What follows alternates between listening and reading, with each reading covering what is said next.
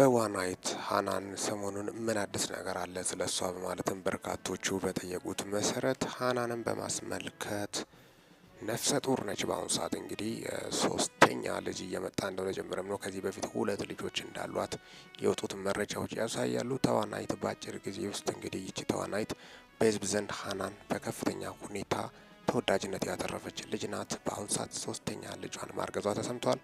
ወጣት ባለ ሀብት እንዳገባችም ከዚህ በፊት እንግዲህ ባለ ሀብት ባሏ እንዳለ ጀምረም እሷ መጥበሷም ታሪኳም ስትገልጽ ነበረ። እኔ ነኝ የጠበስኩት ባሌም በማለትም ሚዲያ ላይ ቀርባ መናገሯ በርካቶችን በማነጋገር ሚዲያ ላይ በተለይ ባሌን እኔ ነኝ የጠበስኩት ማለቷ በርካቶችን ሲያነጋግር የከረመ ክስተትም ነው።